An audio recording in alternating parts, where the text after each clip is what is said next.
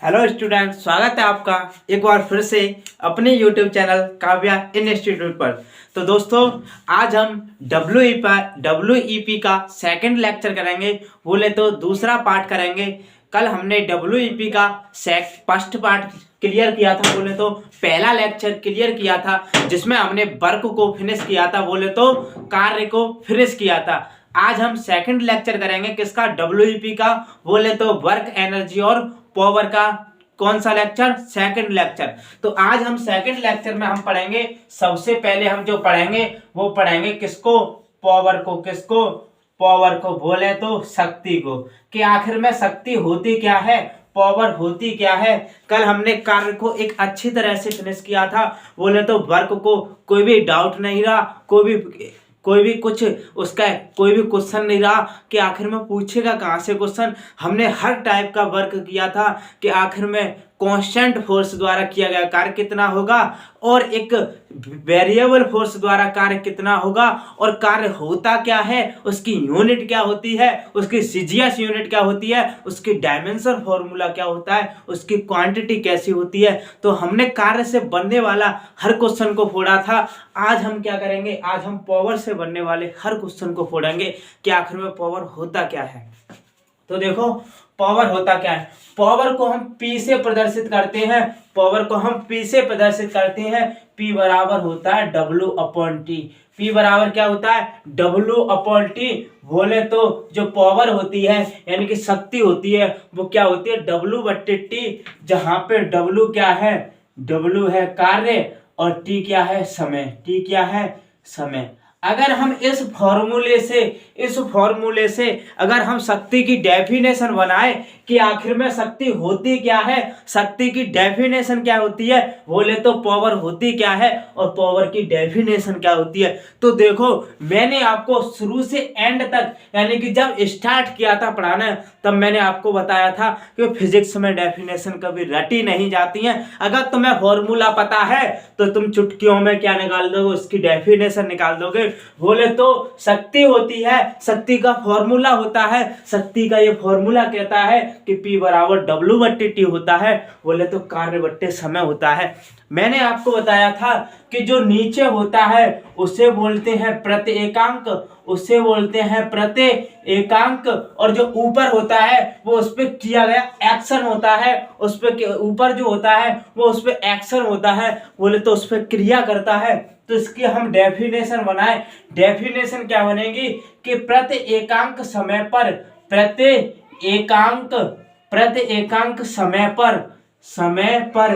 जो कार्य किया जाता है उसे हम शक्ति कहते हैं। यानी कि प्रति एकांक समय पर जो कार्य किया जाता है उसे शक्ति कहते हैं। कह सकते हैं कि उसे पावर कहते हैं, उसे शक्ति कहते हैं। अब देखो, P बराबर होता क्या है? P बराबर होता है W/T। कह सकते हैं कार्य बट्टे समय, यानी कि शक्ति ये कहती है कि प्रति एकांक समय पर, यानी कि उसका कोई एक निश्चित समय होगा, बोले तो उसका एक निश्चित टाइम पीरियड होगा। एक निश्चित समय पर जो कोई व्यक्ति, जो कोई कण, जो कोई पदार्थ जो कार्य करता है, यानी कि एक निश्चित टाइम पर, एक निश्चित समय पर कोई व्यक्ति, कोई पदार्थ, कोई वस्तु द्वारा किया गया कार्य क्या कहलाता है? शक्ति कहलाता है, बोले तो पावर कहलाता है। मान लो ये एक पदार्थ है, हम इसे पदार्थ नहीं मान रहे हैं, फॉर एग्जाम्पल के लिए इसे एक व्यक्ति मान लेते हैं, इसे व्यक्ति मान लेते हैं। जैसे मान लो ये कोई व्यक्ति है, ये व्यक्ति है, इसका अभी समय कोई ना कोई समय होगा। मान लो इसका कोई निश्चित समय है, मान लो ये 3 बज रहे हैं और ये 3 बजे काम स्टार्ट करता है और 4 बजे अपने काम को फिनिश कर देता है। यानी कि इसने जो कार्य करने स्टार्ट किया था वो 3 बजे स्टार्ट किया था, बोले तो इसका एक निश्चित समय था, वो था 3 बजे। वो कितना था? 3 बजे। इसने जो कार्य को फिनिश किया वो किया 4 बजे, तो इसका जो निश्चित समय था वो 3 बजे था। 3 बजे इसने कार्य को स्टार्ट किया और 4 बजे इसने अपने कार्य को समाप्त कर दिया। तो बोले तो इसे एक निश्चित समय में जो कार्य किया, यानी कि जो निश्चित समय था उसका, उस टाइम में जो इसने, यानी कि इसका निश्चित समय कितना था, तो इसका निश्चित समय निकालें तो 3 बजे इसने कार्य को स्टार्ट किया था और इसने 4 बजे कार्य को 3 बजे कार्य को स्टार्ट किया और 4 बजे इसने अपने कार्य को समाप्त कर दिया। बोले तो इसका एक निश्चित समय था 1 घंटा। कितना था? 1 आवर था। बोले तो एक इसके पास जो निश्चित समय था वो 1 आवर का था। बोले तो 1 घंटा था। कितना? 1 घंटा। 1 घंटे में इसने जो कार्य किया 1 घंटे में, वो इसका क्या कहलाएगा? शक्ति कहलाएगा। बोले तो पावर कहलाएगा। यानी कि इस निश्चित व्यक्ति, ये कोई व्यक्ति था, इसने अपने टाइम, यानी कि अपने टाइम में बोले तो 3 बजे कार्य को स्टार्ट किया और 4 बजे कार्य को समाप्त कर दिया। इसके पास एक निश्चित समय था, वो था 1 घंटा का। कितना था? 1 घंटा का। 1 घंटे के अंदर इसने जो कार्य किया था, इस व्यक्ति के सापेक्ष कहलाएगा इसका पावर। बोले तो क्या कहलाएगा? शक्ति कहलाएगा। तो आपको समझ में आया होगा। इसकी एक दूसरी डेफिनेशन होती है, वहां से क्वेश्चन पूछता है। बोले तो वहां से क्वेश्चन हिट होता है एग्जाम में। वो क्वेश्चन क्या होता है यहाँ पे, और ऊर्जा में। अभी आगे हम पढ़ेंगे एनर्जी, शक्ति यानी कि पावर और ऊर्जा की डेफिनेशन में ही कंफ्यूज होता है बच्चे को कि आखिर में डेफिनेशन शक्ति की क्या होती है और पावर यानी कि एनर्जी, कह सकते हैं कि ऊर्जा की डेफिनेशन क्या होती है। तो देखो, जो शक्ति होती है वो इसकी एक और डेफिनेशन होती है कि कार्य करने की दर को शक्ति कहते हैं,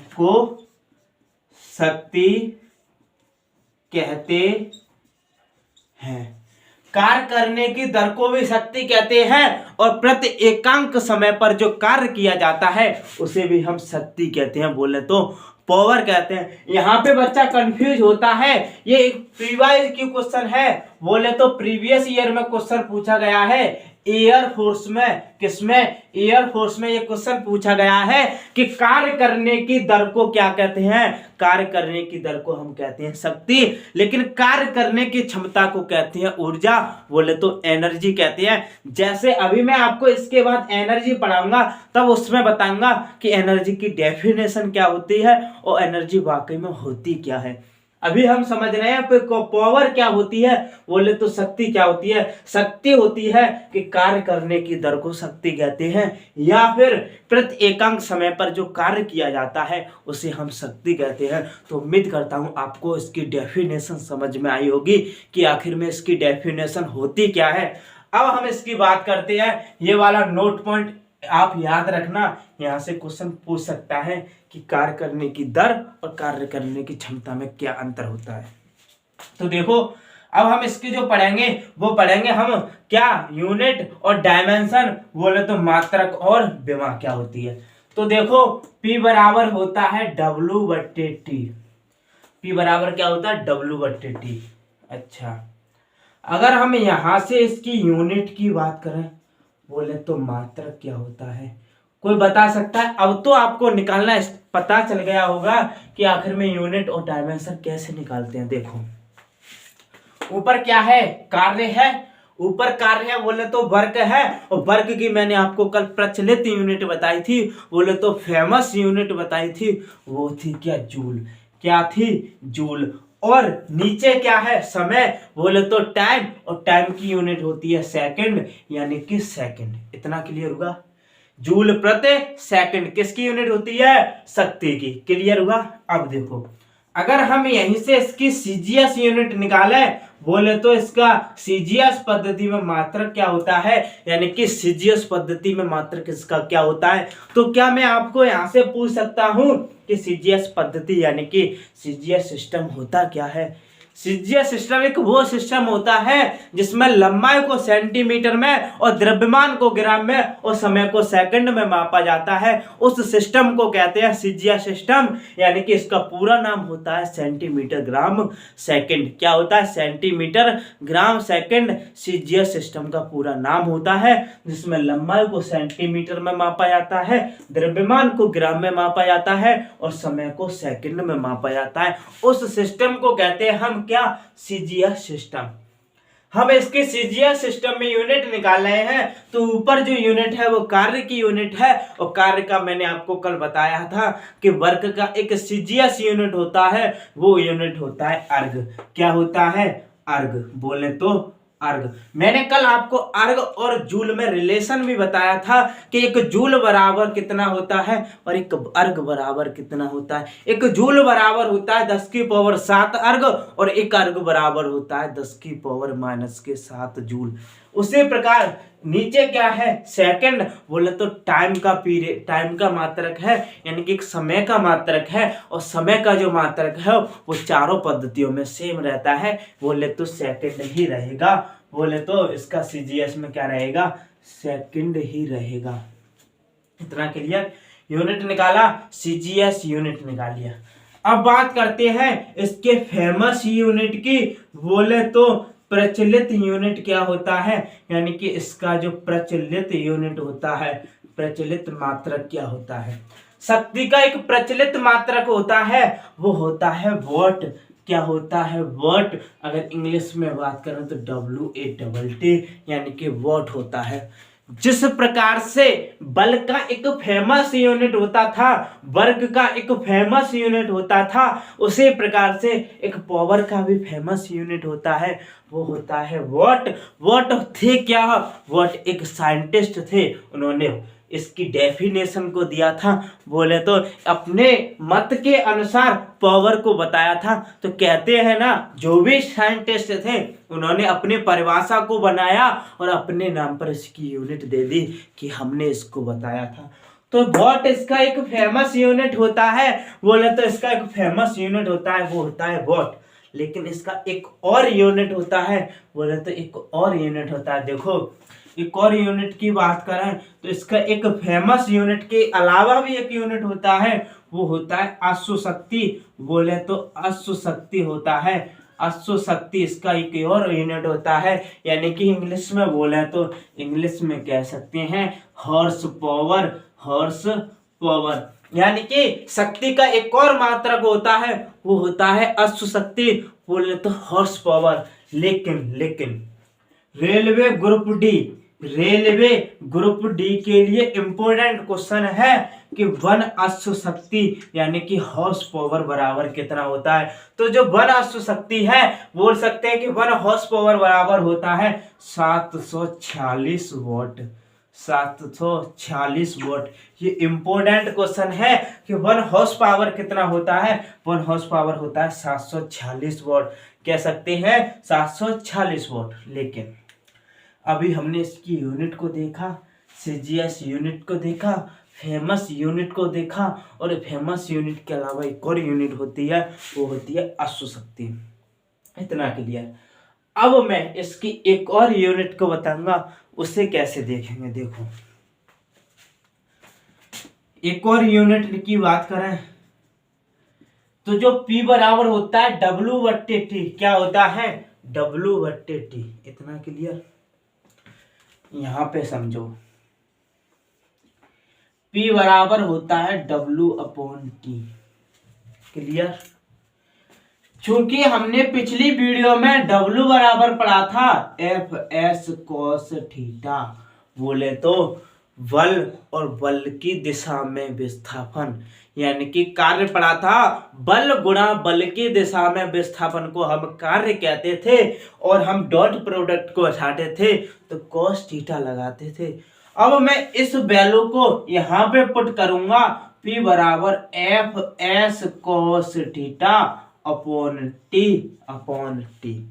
लेकिन विस्थापन बट्टे समय जो होता था, विस्थापन बट्टे जो समय होता था वो होता था वेग, यानी कि वेलोसिटी बराबर होता था कि प्रति एकांक समय पर जो विस्थापन किया जाता है उसे हम वेलोसिटी कहते थे, बोले तो वेग कहते थे। तो यहाँ पर इसकी जगह मैं v को रखूंगा, p बराबर एफ वी कोस थीटा। उम्मीद करता हूं इतना आपको क्लियर हुआ होगा, बोले तो इतना आपको समझ में आया होगा कि ये कहां से आ गया। अब जब जब डॉट कॉस को हटाते हैं, जब जब कॉस को हटाते हैं तो हम क्या लगाते हैं, डॉट प्रोडक्ट लगाते हैं। तो P बराबर एफ डॉट वी, P बराबर एफ डॉट वी, लेकिन बल एक सदिश राशि होती है, वेग एक सदिश राशि होती है। तो बोले जो शक्ति का सदिश रूप निकला वो क्या था,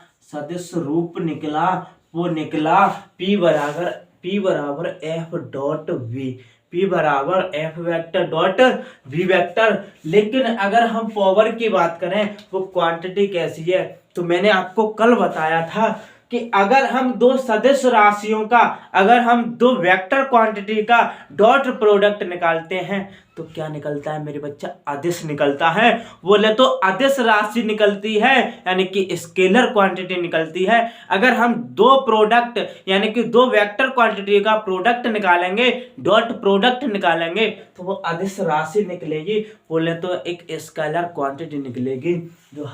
जो हमारी शक्ति है वो स्केलर क्वांटिटी है। किस वजह से है, क्या कारण है, क्या रीजन है, तो रीजन आपके सामने है कि दो सदिश राशियों का, दो वेक्टर क्वांटिटी का अगर हम डॉट प्रोडक्ट निकालते हैं, बोले तो यानी कि अदिश गुणन निकालते हैं तो वो हमेशा अदिश निकलेगा, बोले तो स्केलर निकलेगा। इस वजह से जो पावर है, शक्ति है, वो एक कैसी राशि है, अदिश राशि है। तो हम इस फॉर्मूले से एक और यूनिट को निकालूंगा, वो यूनिट क्या होगी, वो यूनिट क्या है, बल की यूनिट निकलेगी न्यूटन, इनटू जो वेग की है वो क्या निकलेगी, मीटर प्रति सेकंड। क्लियर हुआ, इतना क्लियर। अगर आपको इस पद्धति से एक और सीजीएस यूनिट दे दे तो सीजीएस यूनिट हम इससे भी निकाल सकते हैं। न्यूटन का होता है सीजीएस डाइन, और मीटर का होता है सेंटीमीटर, और समय का रहता है समय। तो इसका सीजीएस ये भी हो सकता है, ये भी हो सकता है। एक राशि की कितनी यूनिट देखी, एक यूनिट ये देखी, एक सीजीएस यूनिट ये देखी, एक फेमस यूनिट ये देखी। तो फेमस यूनिट के अलावा एक और हमने यूनिट देखी, हॉर्स पावर। हॉर्स पावर बराबर होता कितना है, एक यूनिट ये भी देखी और एक यूनिट ये भी देखी। बोले तो एक राशि की हमने 6 से 7 यूनिट देखी, 6 से 7 यूनिट देखी। अब बात करते हैं इसकी डायमेंशन फॉर्मूला क्या होता है। बोले तो डायमेंशन फॉर्मूला क्या होता है, इसकी विमा क्या होती है। सबसे पहले तो तुम ये लिख लो कि जो शक्ति है वो राशि कौन सी है, अदिश राशि। बोले तो स्केलर क्वांटिटी है, यानी कि ये अदिश राशि है। किस प्रकार से है, क्योंकि दो वेक्टर क्वांटिटी का अगर हम अदिश गुणन निकालते हैं, अगर हम डॉट गुणन निकालते हैं, वो हमेशा अदिश निकलता है, वो हमेशा कैसा निकलता है, अदिश निकलता है। अब हम इसकी बात करेंगे डायमेंशन फॉर्मूला, बोले तो विमा की। अच्छा, P बराबर क्या होता है, W बट्टे T। बोले तो कार्य बट्टे समय। क्या होता है, कार्य बट्टे समय। लेकिन पिछली वीडियो में, पिछले लेक्चर में मैं आपको बताया था कि कार्य की विमा होती कितनी है।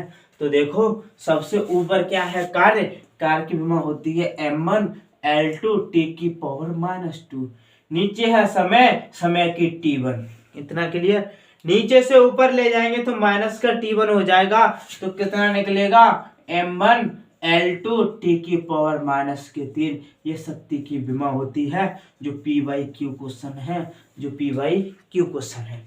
तो उम्मीद करता हूं आपको शक्ति समझ में आई होगी, पावर समझ में आई होगी कि होती क्या है, किसको पावर कहते हैं। डेफिनेशन दो होती हैं, तो कौन सी होती हैं, सीजीएस मात्रक यूनिट और फेमस यूनिट। और बात करें फेमस यूनिट के अलावा भी इसका एक यूनिट होता है, वो होता क्या है। तो मैंने आपको सारे यूनिट बताए हैं, इसकी डेफिनेशन बताइए। ये स्केलर होती है यानी कि ये अदिश राशि होती है, तो क्यों होती है उसका भी मैंने आपको रीजन दिया है, कारण दिया है, खोज दिया है कि ऐसा होता है तो क्यों होता है।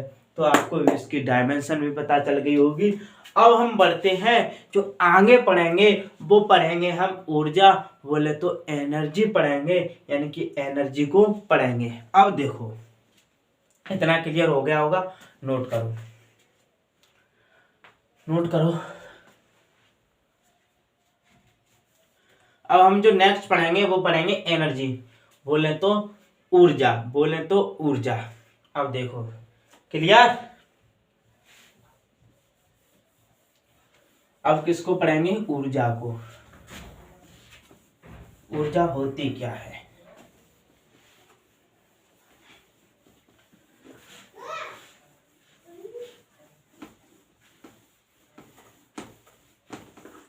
देखो ऊर्जा को पढ़ेंगे, बोले तो एनर्जी, बोले तो एनर्जी यानी कि ऊर्जा।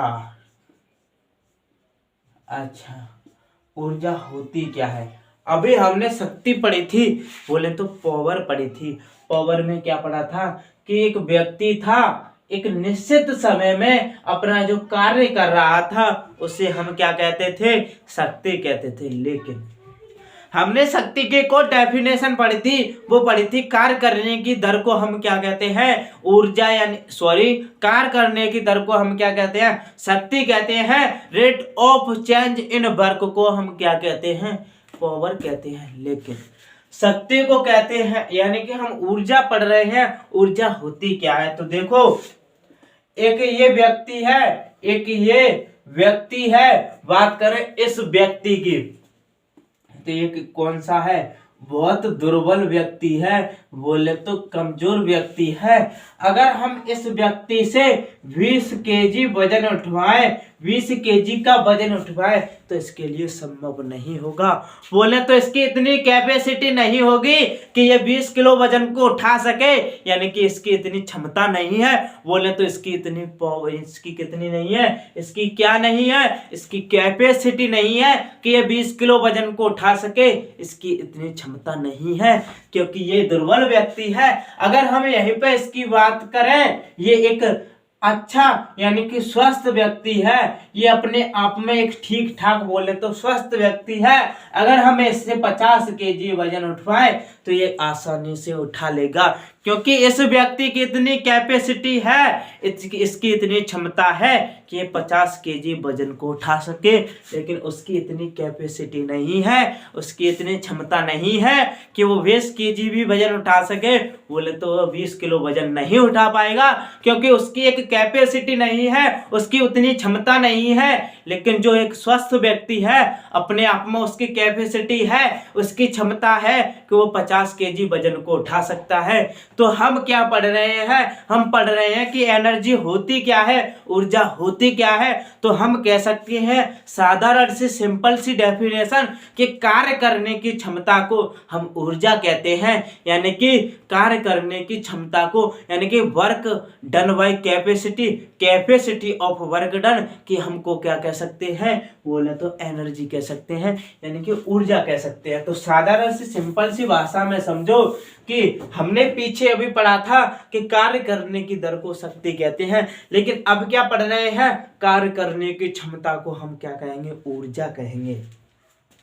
तो देखो सबसे पहली डेफिनेशन, कार्य करने की क्षमता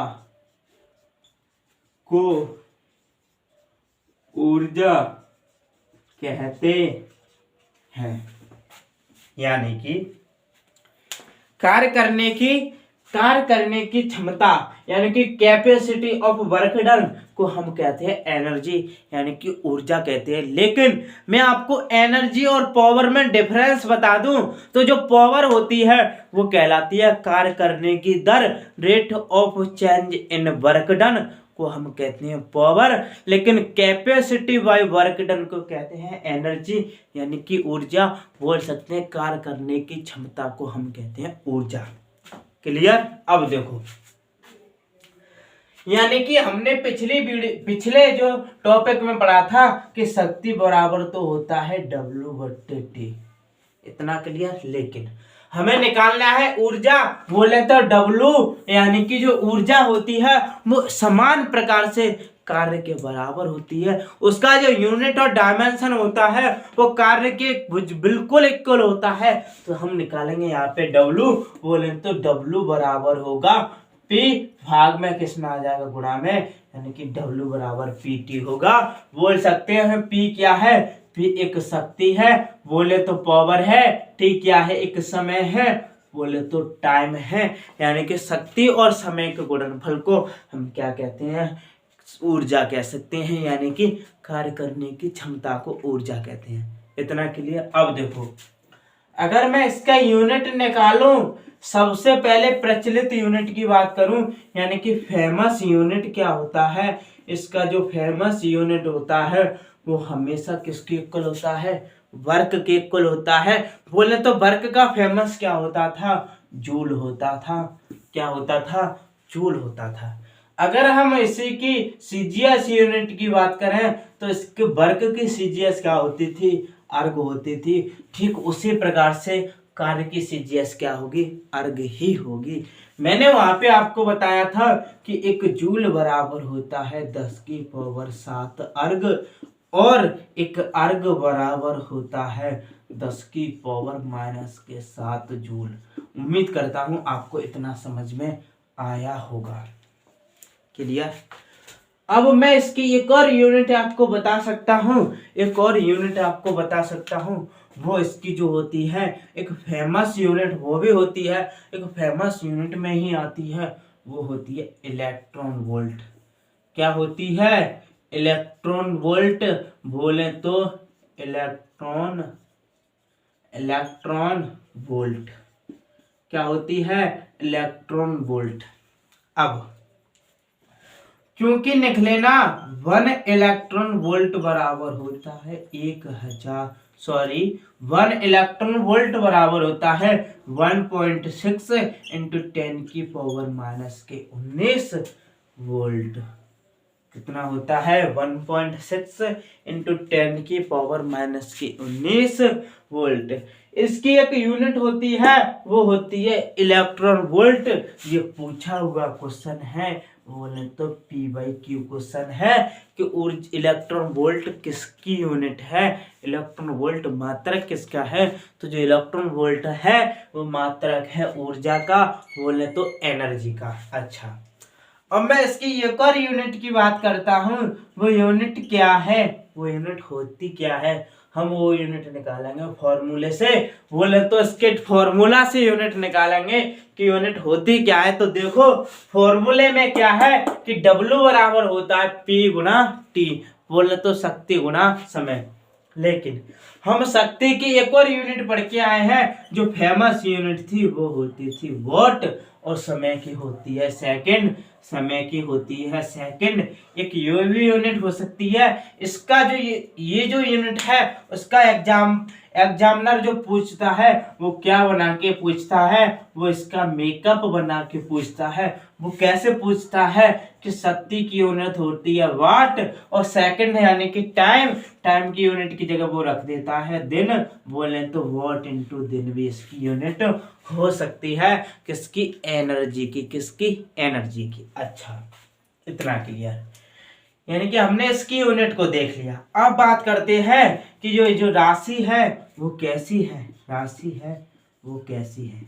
क्या आप मुझको बता सकते हो ये राशि कैसी है, ऊर्जा जो राशि है वो होती कैसी है, आप बताओ। जो ऊर्जा है वो एक अदिश राशि होती है, एक अदिश राशि होती है, बोले तो स्केलर क्वांटिटी होती है। इतना क्लियर। अब देखो मैं इसके DF की बात करता हूँ, बोले तो डायमेंशनल फॉर्मूला की बात करता हूँ। हम डायमेंशन फॉर्मूला किससे हमारे लिए आसान पड़ेगा, किससे हमारे लिए आसान पड़ेगा। देखो, एक तो हम जो डायमेंशन फॉर्मूला निकालेंगे वो इस यूनिट से भी निकाल सकते हैं, इस फॉर्मूले से भी निकाल सकते हैं। देखो कैसे, इस फॉर्मूले से निकालेंगे, ऊपर क्या है, कार्य है कि नहीं, कार्य का जो डायमेंशन फॉर्मूला होता था m1L2 टी की पावर -2। इतना क्लियर। अब देखो इनटू में क्या है, अपॉन में क्या है, समय, अपॉन में क्या है, समय बोले तो टी, इतना क्लियर हुआ, समय बोले तो टी। अब देखो टी की पावर ऊपर जाएगी, जो टी की पावर ऊपर जाएगी m1L2 टी की पावर -3 हो जाएगा। लेकिन ये एनर्जी की डायमेंशन नहीं है, बोले तो एक ऊर्जा की डायमेंशन नहीं है, ये तो हमने शक्ति की निकाल दी, बोले तो पावर की निकाल दी। क्यों निकाल दी? क्योंकि P बराबर जो होता है W/T होता है। हमने इस फॉर्मूले से डायमेंशन निकाली है, वो किसकी निकली? शक्ति की। लेकिन हमें निकालनी किसकी है? हमें निकालनी है एनर्जी की। तो एनर्जी क्या होता है? शक्ति गुणा समय, बोले तो पावर इंटू टाइम। अब देखो इसकी हमें निकालने के लिए, एनर्जी की डायमेंशन निकालने के लिए इस फॉर्मूले से निकालनी पड़ेगी। इस फॉर्मूले में है पावर, और पावर की यूनिट में आपको निकाल के दिखा चुका हूं कि पावर की यूनिट से डायमेंशन कैसे निकाली थी। वो डायमेंशन होती थी m1L2 टी की पावर -3 और इनटू में समय है, समय की t1। अगर हम इसे यहां से सोल्व करेंगे तो m1L2 टी की पावर -3 में से +1 जाएगी तो -2। बोले तो इसका जो डायमेंशन फॉर्मूला निकला यानी कि डीएफ निकला, वो वर्क के इक्वल निकला। यही डायमेंशन फॉर्मूला वर्क का था, यही एनर्जी का है। बोले तो जो एनर्जी का डायमेंशन फॉर्मूला या यूनिट जो होता है वो किसके इक्वल होता है? वर्क के इक्वल होता है। आखिर में वर्क के इक्वल ही होता है। कैसे होता है तो मैंने आपको बताया। इतना क्लियर। अब देखो, अब जो हम पढ़ेंगे वो हम पढ़ेंगे कि आखिर में जो द्रव्यमान समीकरण, जैसे हम द्रव्यमान समीकरण को पढ़ते थे उसी प्रकार से एक ऊर्जा समीकरण होता है जो आइंस्टीन ने दिया था। आइंस्टीन की ऊर्जा जो द्रव्यमान समीकरण उसने दिया था वो E = mc² था। उसी प्रकार से ऊर्जा समीकरण होता है E = mc²। अब देखो इतना क्लियर, यहाँ पे देख लेते हैं।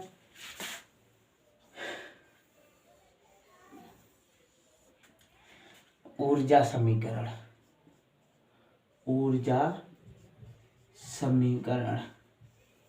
होता क्या है? ऊर्जा समीकरण तो वैज्ञानिक आइंस्टीन ने जो द्रव्यमान समीकरण दिया था वो था E = mc²। यही होता है तुम्हारा ऊर्जा समीकरण।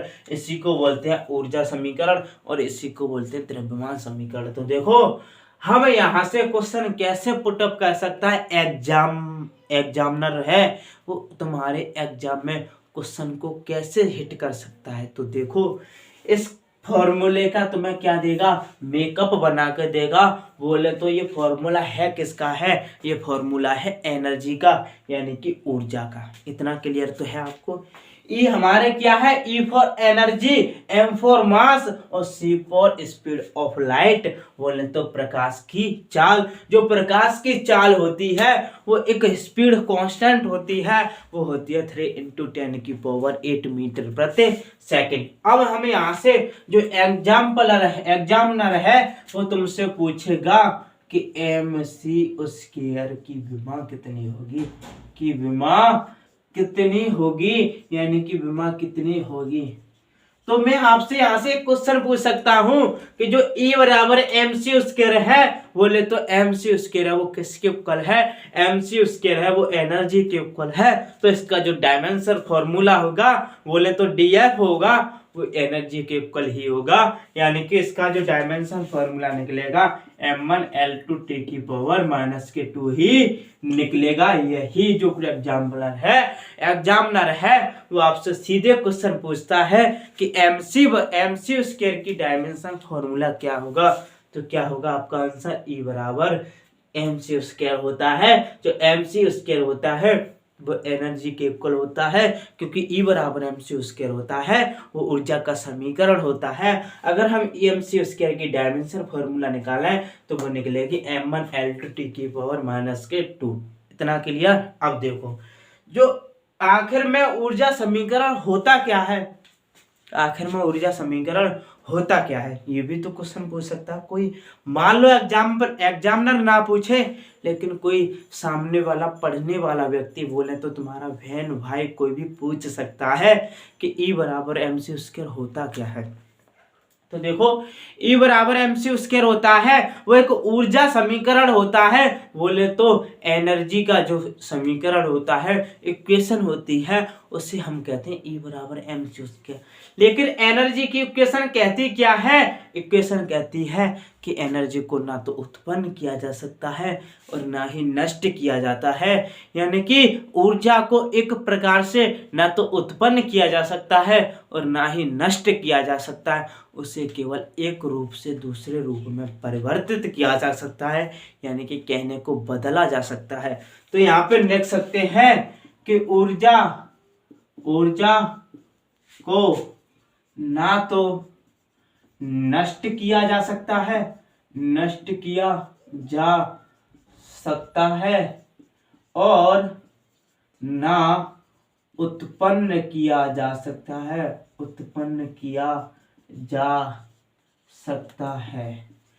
लेकिन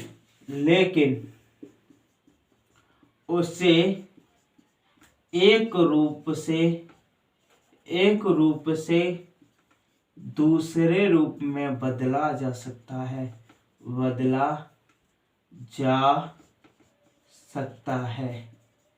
ऊर्जा को उत्पन्न नहीं किया जा सकता, ऊर्जा को नष्ट नहीं किया जा सकता, लेकिन उसे एक रूप से दूसरे रूप में हम कन्वर्ट कर सकते हैं। बोले तो एक रूप से दूसरे रूप में उसे परिवर्तित कर सकते हैं। कैसे कर सकते हैं तो मैं आपको एग्जाम्पल के साथ बताऊंगा कि कैसे कर सकते हैं। अब देखो, इतना क्लियर हुआ ऊर्जा होती क्या है, इतना क्लियर हुआ, नोट हुआ। अब मैं आगे चलता हूं। तो देखो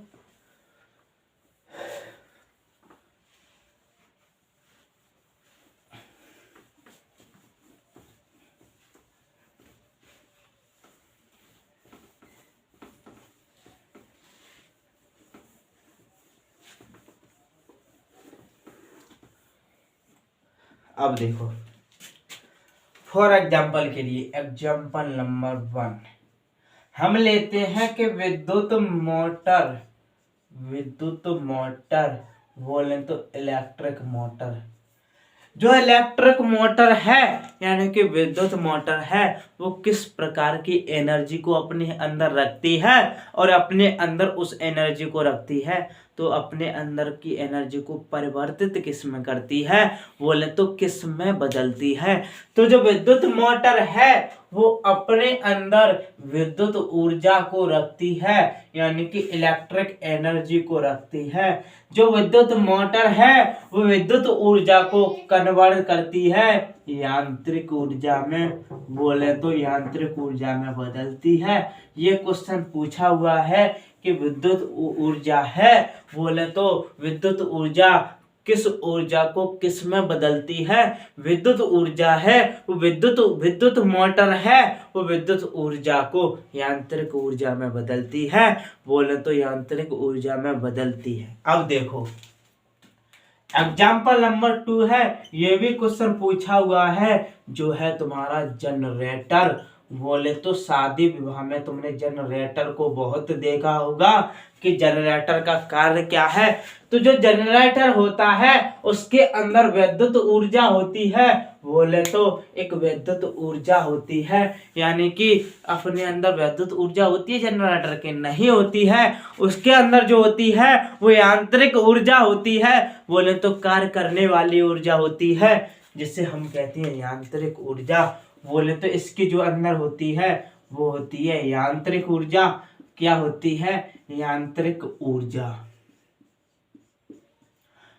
जनरेटर है वो अपने अंदर यांत्रिक ऊर्जा को रखता है, लेकिन ये यांत्रिक ऊर्जा को जो कन्वर्ट करता है वो विद्युत ऊर्जा में करता है, यानी कि इलेक्ट्रिक एनर्जी में करता है। तुमने देखा होगा कि इसको जब हम स्टार्ट करते हैं तो इसके अंदर लाइट बन जाती है, बोले तो ऊर्जा बन जाती है। कौन सी? इलेक्ट्रिक ऊर्जा, यानी कि बोले तो इलेक्ट्रिक एनर्जी। तो दोनों एग्जाम्पल आपको समझ में आए होंगे कि विद्युत मोटर है वो विद्युत ऊर्जा को यांत्रिक ऊर्जा में बदलती है, जनरेटर है वो किसको बदलता है, यांत्रिक ऊर्जा को विद्युत ऊर्जा में बदलता है। यहाँ पे एक नया टॉपिक आ रहा है, वो क्या है, यांत्रिक ऊर्जा। यांत्रिक ऊर्जा किसे कहते हैं, अब हम पढ़ेंगे क्या, यांत्रिक ऊर्जा, लेकिन ऐसे पढ़ेंगे हम यांत्रिक ऊर्जा को कल। आज हमने पावर को समझा, एनर्जी को समझा, अब रह गई है यांत्रिक ऊर्जा, इसको हम कल समझेंगे क्योंकि इसके दो टाइप्स होते हैं, वो होता है काइनेटिक एनर्जी और पोटेंशियल एनर्जी, जिसको हम कल की वीडियो में फिनिश करेंगे।